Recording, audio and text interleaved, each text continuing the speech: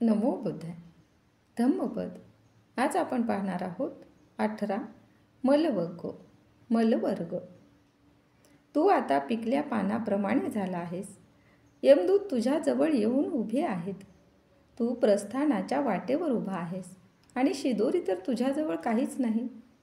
पुण्यसंचय लाभदायक आहे आणि म्हणून तू आपल्या स्वतःस द्वीप बनव.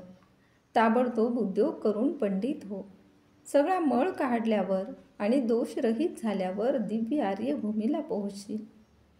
सुरक्षित स्थान प्राप्तीकरिता उद्योग करावा. आता तुझे आयुष्य संपत येत आहे. तू यमाच्या जवळ पोहोचला आहेस. वाटेत तुला निवाऱ्याला जागासुद्धा उरली नाही व आवश्यक पाथेयसुद्धा तुझ्या जवळ उरले नाही. जीवनाच्या प्रवासात जवळ पाथेय आवश्यक आहे. तू आपल्या स्वतःला द्वीप बनव. ताबडतोब उद्योग करून पंडित हो. सगळा मळ काढल्यावर आणि दोषरहित झाल्यावर तू जन्म आणि जरा यांच्या बंधनातून सुटशील. उद्योगी झाल्याने आर्यपद प्राप्त होते.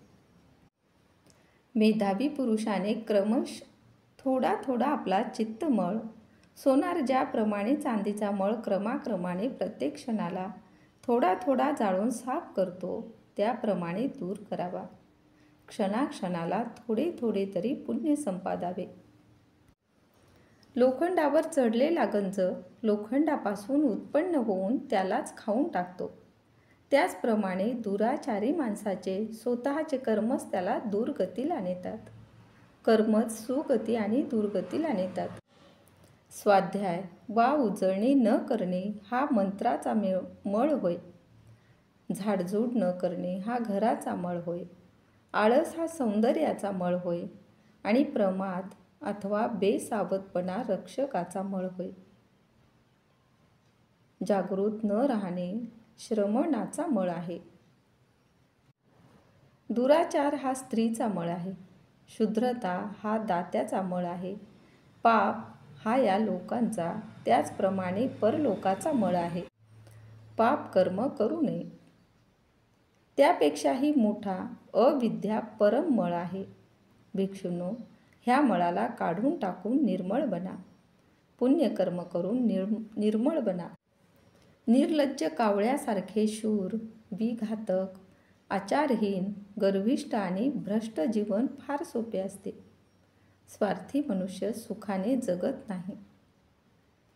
लज्जाशील, नेहमी विशुद्धीकडे लक्ष ठेवून वागणारे, दक्ष, मितभाषी, पवित्र आणि ज्ञानी जीवन जगणे कष्टाचे असते.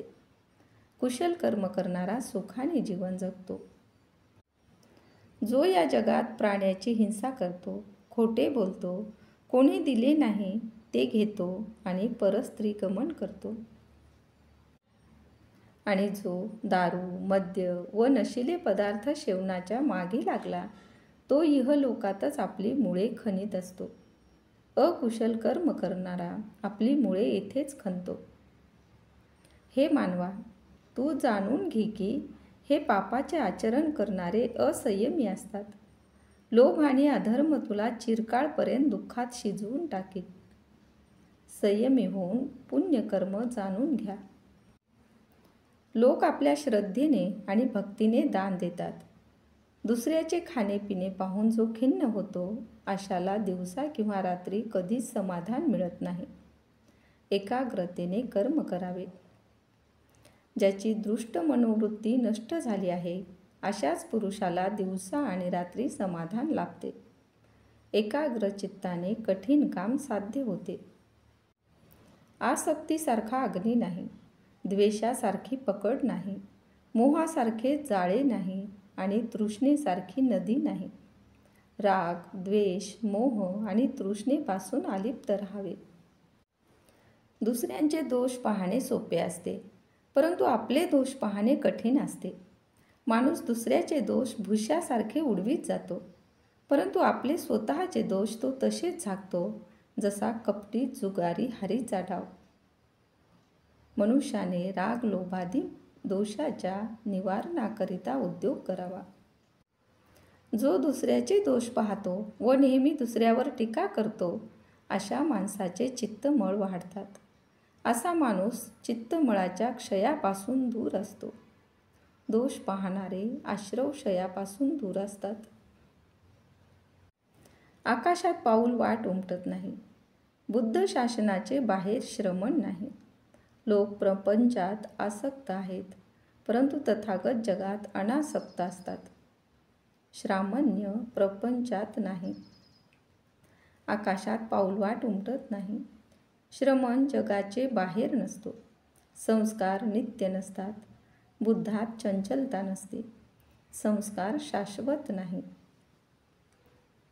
या पुढील भागात आपण पाहणार आहोत धम्मट वग्गो. धम्मट्ठ वग्गो धर्मस्थ वर्ग. तेव्हा आमच्या चॅनलला लाईक, शेअर व सबस्क्राईब करायला विसरू नका. धन्यवाद.